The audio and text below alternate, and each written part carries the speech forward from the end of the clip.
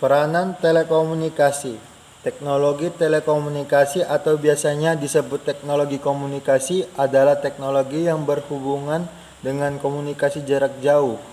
Teknologi inilah yang memungkinkan seseorang dapat mengirim informasi atau menerima informasi dari pihak lain yang letaknya berjauhan. Teknologi ini membuat jarak seperti tak ada lagi dari ratusan bahkan ribuan kilometer bukanlah menjadi hambatan untuk berkomunikasi secara online. Sejauh ini, teknologi telekomunikasi telah melahirkan beberapa aplikasi antara lain berupa ATM atau anjungan tunai mandiri, telekonversi, komputasi grup kerja atau EDI atau Electronic Data Interchange.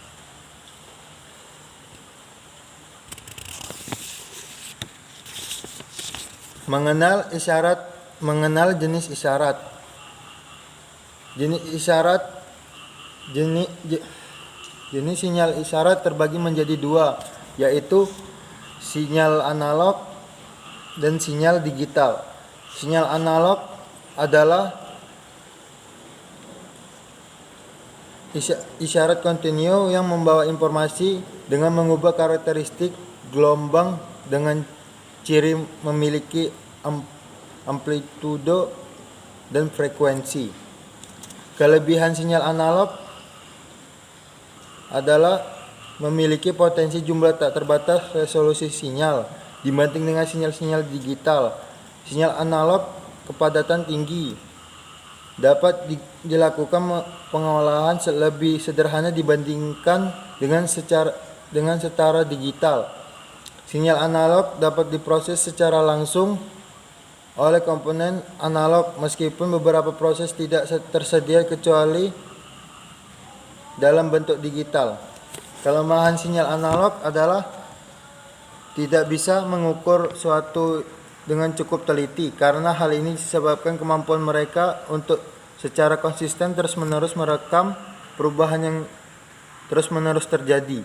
Dalam setiap pengukuran yang dilakukan oleh teknologi analog ini selalu ada peluang keraguan akan hasil yang dicapai. Dalam sebuah teknologi membutuhkan ketepatan koordinasi dan ketepatan angka-angka yang benar dan pas. Kesalahan kecil akibat kesalahan menghitung akan berdampak dalam hasil akhir dan teknologi ini butuh ketepatan dan ketelitian akurat. Salah satu bentuknya adalah otak kita. Sinyal digital.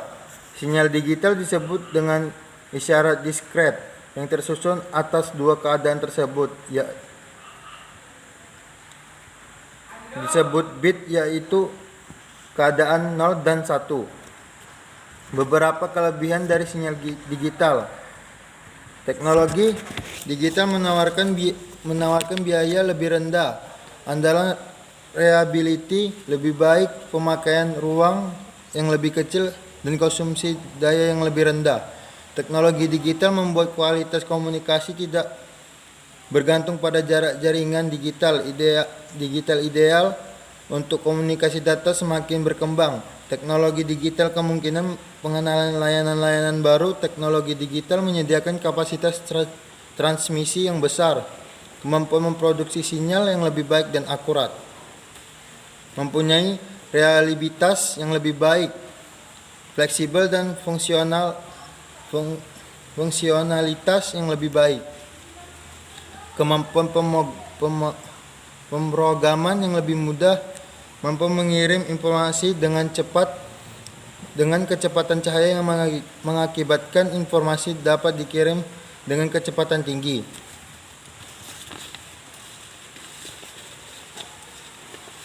Kelemahan sinyal digital. Sinyal digital mempunyai beberapa kerugian dibandingkan dengan sinyal analog. Bahkan sinyal digital memerlukan bandwidth yang besar. Sebagai contoh, sebuah kanal suara tunggal dapat ditransmisikan menggunakan single sideband AM dengan bandwidth yang kurang dari 5 kHz dengan menggunakan sinyal digital. Untuk mentransmisikan sinyal yang sama diperlukan bandwidth hingga 4 kali lebih dari sistem analog. Kerugian lain adalah selalu harus tersedia sinkronisasi. Ini penting bagi sistem untuk mengetahui kapan setiap simbol yang terkirim mulai dan kapan berakhir, dan perlu meyakinkan apakah simbol sudah terkirim dengan benar.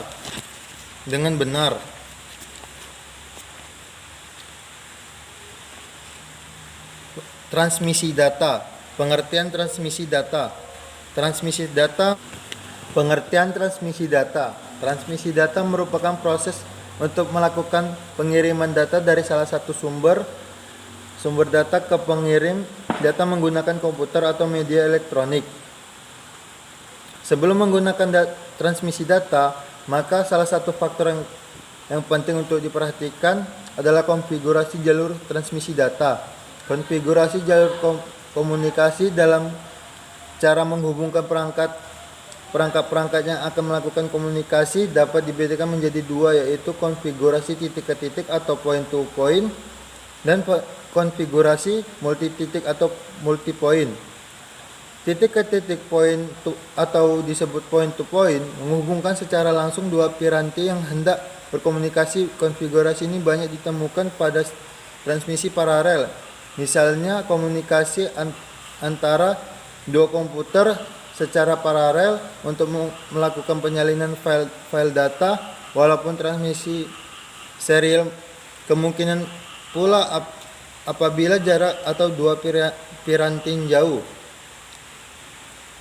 Multi titik atau multi point menyatakan hubungan yang memungkinkan sebuah jalur digunakan oleh banyak piranti yang berkomunikasi.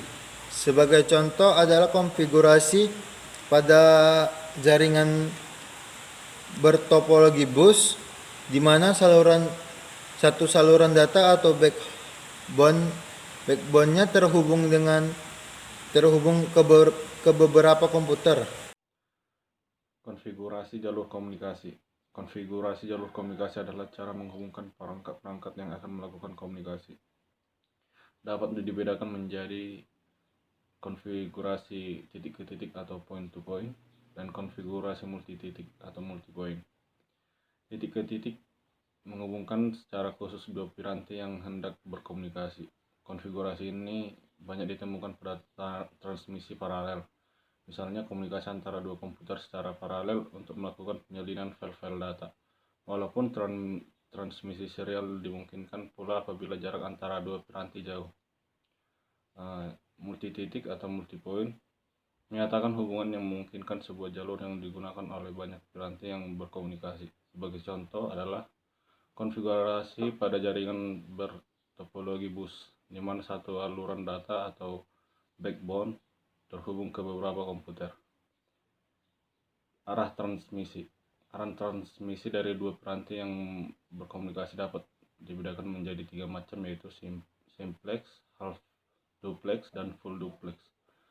Yang pertama, simplex menyatakan komunikasi antara dua piranti hanya bisa dilakukan satu arah saja, dari sumber atau pengirim ke tujuan atau ke penerima. Sebagai contoh, komunikasi antara pemancar TV dengan pesawat TV, komunikasi antara amplifier dengan speaker, komunikasi antara perangkat berkode dengan komputer. Yang kedua, half duplex menyatakan komunikasi antara dua piranti yang bisa dilakukan dua arah namun tidak serentak atau tidak bersamaan, tetapi bergantian. Bila satu piranti sedang mengirim, yang lain hanya menerima, dan sebaliknya. Sebagai contoh, komunikasi yang menggunakan handy talkie atau walkie talkie dilakukan secara half duplex.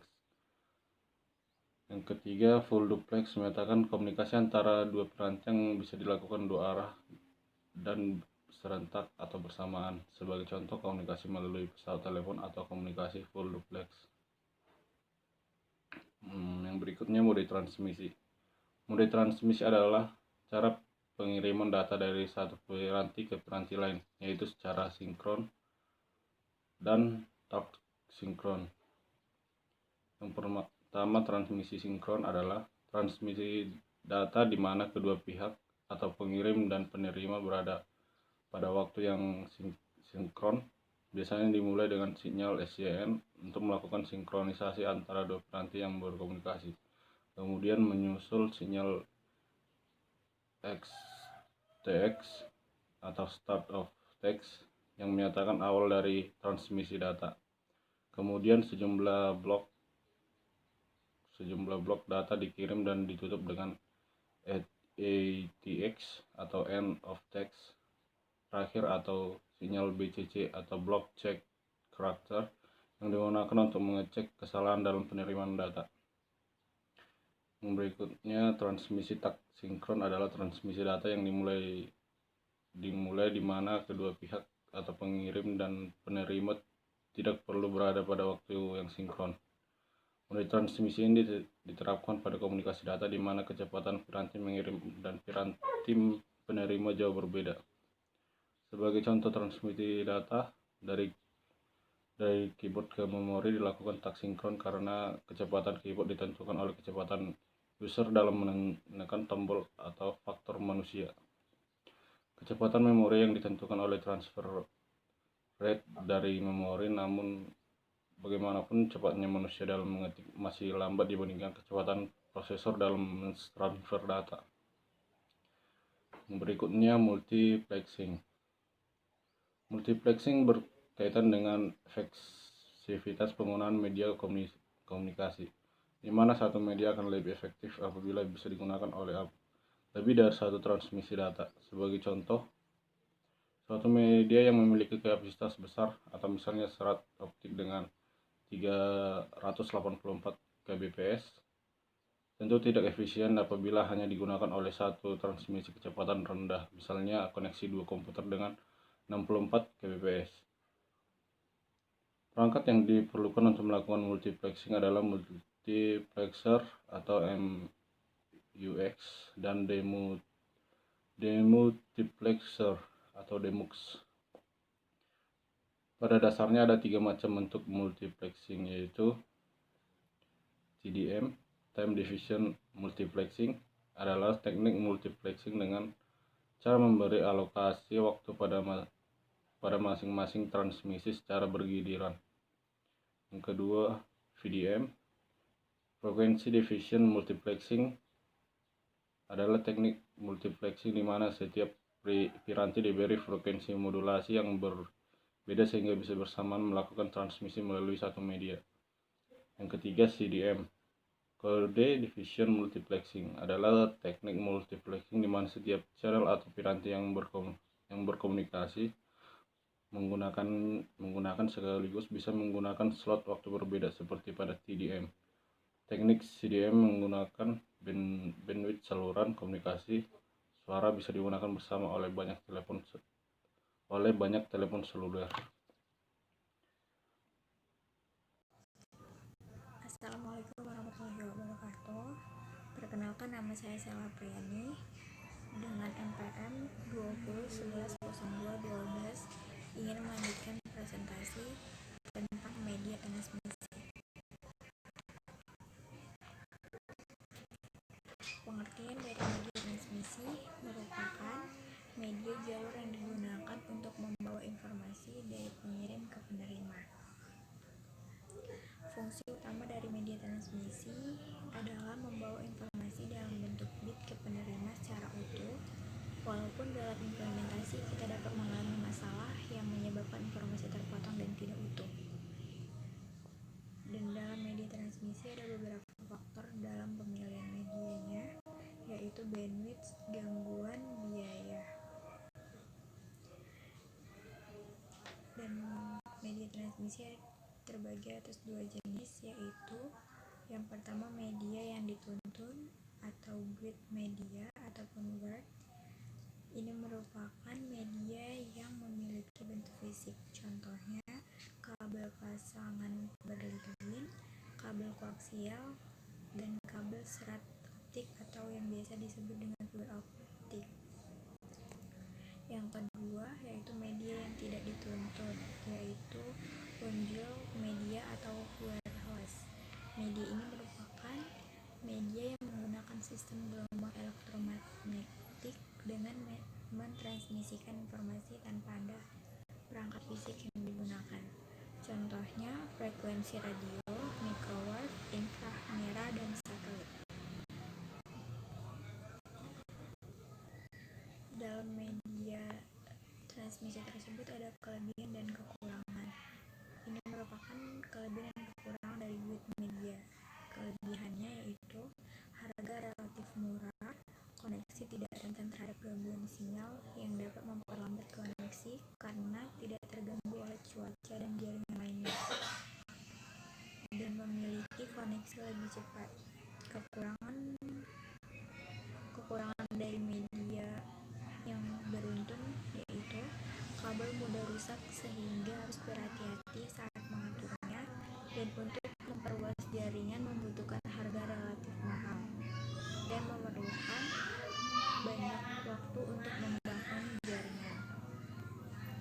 Kelebihan dan kekurangan dari jaringan media yang tidak beruntun atau wireless. Kelebihannya yaitu lebih nyaman digunakan, mempermudah menambah perangkat, dan pengalihan informasi secara instan ke media sosial menjadi lebih mudah.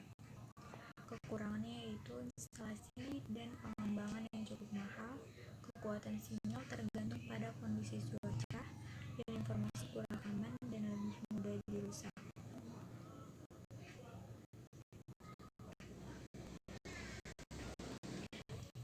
Yang selanjutnya mengenai topologi jaringan. Pengertian dari topologi jaringan yaitu suatu cara untuk membuat sejumlah komputer saling berhubungan satu sama lain, baik menggunakan kabel maupun tanpa kabel. Biasanya tujuan topologi jaringan untuk memudahkan pertukaran informasi,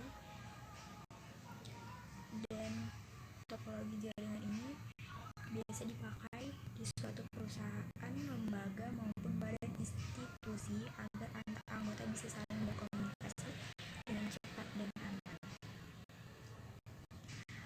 Ada beberapa macam-macam topologi jaringan. Yang pertama, topologi ring. Kelebihan dari topologi ring yaitu mudah untuk dirancang, mudah untuk melakukan instalasi baru, dan penggunaan kabel yang hemat, serta aliran kecepatan lebih tinggi. Kekurangan dari topologi ring yaitu jika ada kerusakan di satu sisi, kerusakan akan tergantung di sisi lainnya. Sinyal semakin lemah jika node yang dituju jaraknya cukup jauh, dan proses untuk menambah atau mengurangi perangkat jaringan memengaruhi keseluruhan sistem. Yang kedua, topologi star. Kelebihan dari topologi star yaitu lebih mudah untuk menemukan sumber permasalahan jika terdapat gangguan di salah satu node, mudah untuk dirancang, memiliki fleksibilitas yang tinggi. Kekurangannya, biaya yang dikeluarkan cukup mahal, perangkat pusat menjadi penentu untuk berlangsungan seluruh sistem.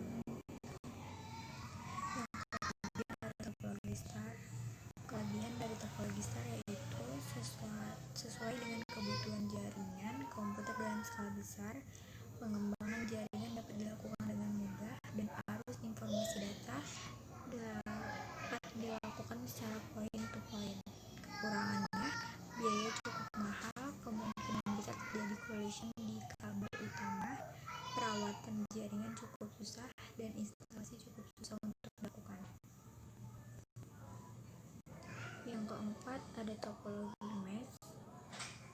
Kelebihan dari topologi mesh yaitu kerusakan salah satu komponen tidak akan mempengaruhi yang lain, keamanan data terjamin, dan mudah mengidentifikasi sumber kerusakan. Kekurangannya, menggunakan banyak kabel dan port, proses instalasi jaringan cukup susah untuk dibangun, dan biaya yang diperlukan cukup tinggi. Di sini yang terakhir ada topologi hybrid. Topologi hybrid merupakan topologi yang merupakan gabungan dari beberapa topologi. Kelebihannya di sini, tipe jaringan dapat disesuaikan dengan tujuan tertentu. Kecepatan jaringan cukup stabil dan fleksibel. Kekurangannya, instalasi cukup susah, biaya cukup mahal, dan banyak membutuhkan perangkat jaringan. Sekian dari saya, terima kasih. Protokol komunikasi. Protokol komunikasi adalah sistem peraturan yang memungkinkan terjadinya hubungan, komunikasi, dan perpindahan data antara dua komputer atau lebih. Aturan ini harus dipenuhi oleh pengirim data dan penerima agar komunikasi dapat berlangsung dengan baik. Fungsi protokol. Protokol memegang peran yang cukup vital di dalam perpindahan data internet. Secara umum, fungsi protokol adalah untuk menghubungkan antara pengirim dan penerima data agar bisa berkomunikasi. Fungsi-fungsi protokol ialah addressing, reassembly, timeout, option. Jenis-jenis protokol adalah pada jaringan komputer di seluruh dunia. Ada beberapa jenis protokol yang digunakan untuk berhubungan. Beberapa jenisnya yaitu TCP/IP, User Datagram Protocol atau UDP, Domain Name System atau DNS, HTTPS, SSH atau Secure Shell, Telnet atau Telecommunication Network. 7. Layer.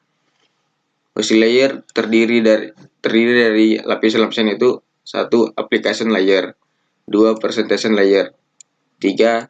Session layer, 4. Transport layer, 5. Network layer, 6. Data link layer, 7. Physical layer.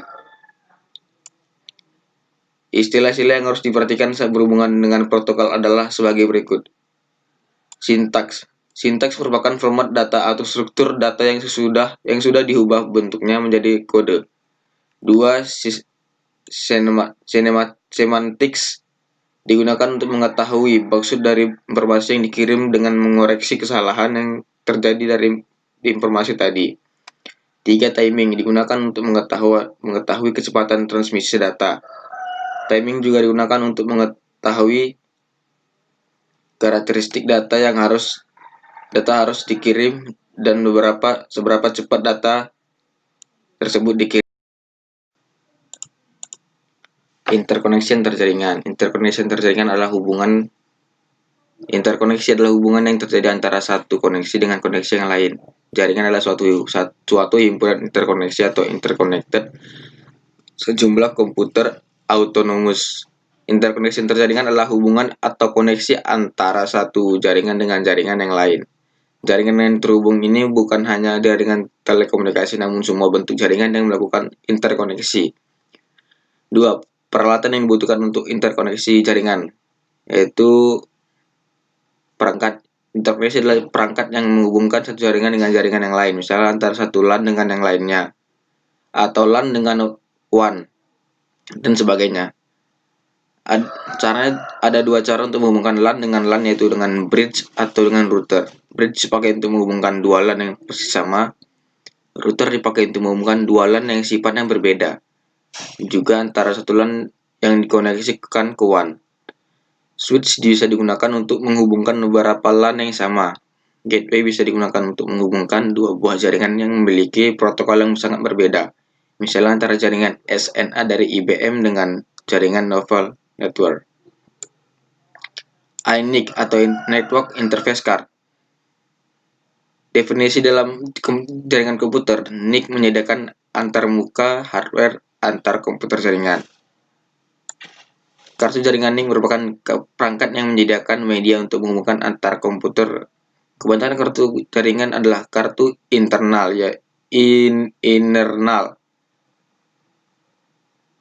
yaitu kartu jaringan yang dipasang pada slot ekspansi di dalam komputer. Fungsi NIC adalah mengizinkan komputer untuk berkomunikasi dalam network. Yang kedua, untuk mengubah data paralel dalam sebuah bus komputer ke dalam bentuk data serial.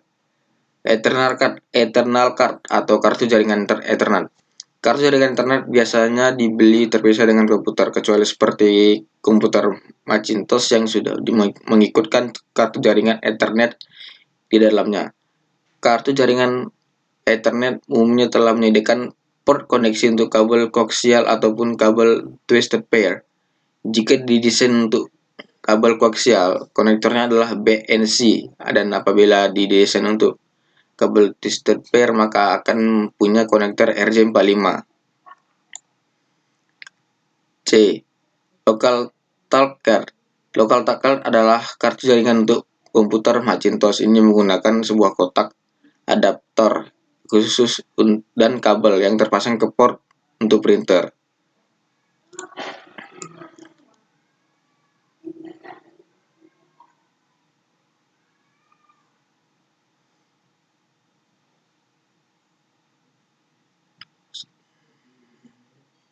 Hal ini dapat terjadi karena adanya perkembangan teknologi jaringan yang sangat pesat, sehingga dalam beberapa tahun saja jumlah pengguna jaringan komputer yang tergabung dalam internet berlipat ganda.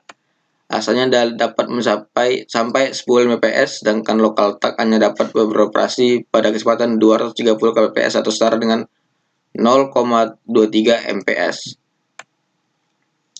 Fungsi bridge melakukan filter terhadap sinyal, sehingga setiap segmen tidak dipengaruhi oleh segmen yang lain. Yang kedua, digunakan untuk mengkoneksi antara network yang menggunakan tipe kabel yang berbeda ataupun topologi